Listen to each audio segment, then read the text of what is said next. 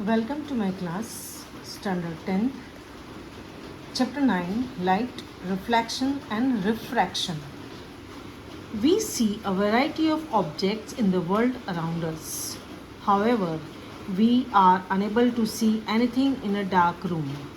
Only lighting up the room, things become visible. What makes things visible? During the day, the sunlight helps us to see objects. An object reflects light that falls on it. This reflected light, when received by our eyes, enable us to see the things. We are able to see through a transparent medium as light is transmitted through it. Please underline. There are a number of common wonderful phenomena associated with light, such as image formed by mirrors, twinkling of stars, beautiful colors of rainbow, bending of light by a medium, and so on. The fact that a small source of light casts a sharp shadow of an opaque object point to this straight line path of light, usually indicated as a ray of light. In this chapter, we shall study the phenomena of reflection and refraction of light using the straight line propagation of light. We shall try to understand in this chapter the reflection of light by spherical mirrors and reflection of light and their application in real life situation. Now we go to first point, reflection of light. A highly polished surface such as a mirror reflects most of the light falling on it. You are already familiar with the laws of reflection of light. Let us recall them. The angle of incidence is equal to angle of reflection.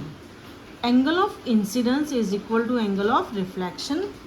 The incident ray, the normal to the mirror, and the point of incidence and the reflected ray all are in same plane.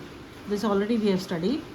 These laws of reflection are applicable to all types of reflecting surfaces, including spherical mirrors. The curved surface of a shining spoon could be considered as a curved mirror. The most commonly used type of curved mirror is the spherical mirror. The reflecting surface of such mirrors can be considered to form a part of surface of a sphere.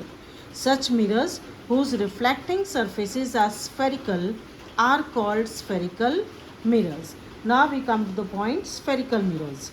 The reflecting surface of a spherical mirror may be curved inwards or outwards. A spherical mirror whose reflecting surface is curved inwards, that is facing towards the center of the sphere, is called a concave mirror, and the other one is called convex mirror. A spherical mirror whose reflecting surface is curved outwards is called convex mirror. Is this clear? The center of the reflecting surface of a spherical mirror is called pole. It lies on the surface of the mirror. The pole is usually represented by letter P. You can see figure 9.1.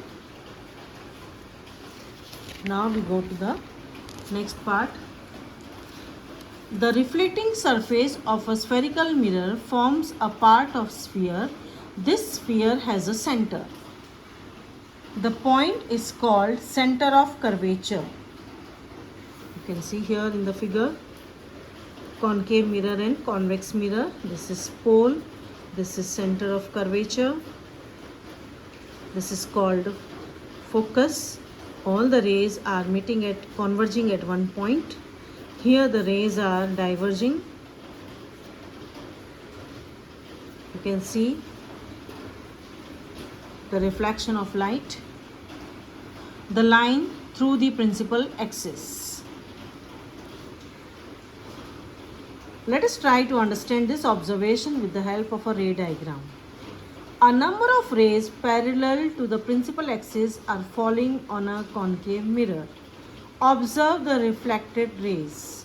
They all are meeting, intersecting at the point on the principal axis of the mirror. This point is called, please mark it, principal focus of the concave mirror. You can see all meeting at one point. This is called principal focus of the concave mirror.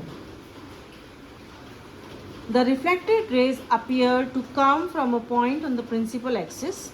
This point is called the principal focus of the convex mirror. The principal focus is represented by letter F. Distance between the pole and the principal focus of a spherical mirror is called focal length. So this distance is called focal length. It is denoted by letter F. The reflecting surface of a spherical mirror is by and large spherical. The surface then has a circular outline. The diameter of the reflecting surface of the spherical mirror is called its aperture.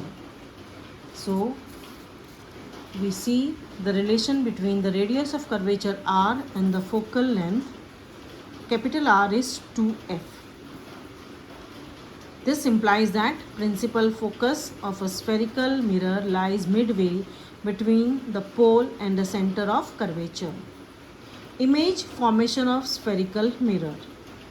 You have studied about the image formation of plane mirrors.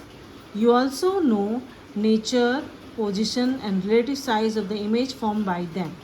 So, now we will see, are they enlarged, diminished or have the same size? So, we start with, you will see in the above activity that nature, position and size of the image formed by a concave mirror underlined depends on the position of the object in relation to the position of PFC. Let us start. First, position of object at infinity, where it will be formed at the focus. Size of the image, highly diminished, point sized, real and inverted. Very important, ray diagrams. Beyond C, between F and C, diminished, real and inverted. At C, center of curvature, same size, real and inverted.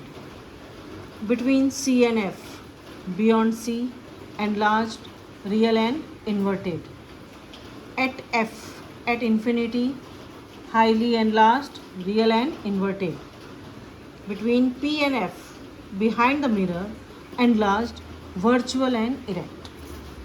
Now let us see representation of images formed by spherical mirrors using ray diagram. To construct the ray diagram in order to locate the image of an object, large number of rays emanating from a point could be considered. You can see figure 9.3. The intersection of at least two reflected rays gives the position of image of the point object. Any two of the following rays can be considered for locating the image. Let us see now. A ray parallel to the principal axis after reflection will pass through the principal focus in case of concave mirror. Figure 9.3 A and B. A ray parallel to the principal axis. You can see this is the principal axis. A ray parallel to the principal axis will pass through the focus on the same side of the mirror. Now here this ray will not parallel, will pass through F. Okay. A ray passing through the principal axis of a concave mirror or a ray which is directed towards the principal focus of a convex mirror after reflection will emerge parallel to the principal axis. So this is illustrated in figure 9.4 A and B. You can see the figure. Third case, a ray passing through the center of curvature of the concave mirror or directed in the direction of center of curvature of a convex mirror after reflection is reflected back along the same path. This is shown in 9.5 A and B. Reflected back. Okay. incident ray obliquely to the principal axis towards the point P on the concave mirror or convex mirror is reflected. See now, is reflected back. The incident and reflected rays follow the laws of reflection at the point of incidence, making equal angles with the principal axis.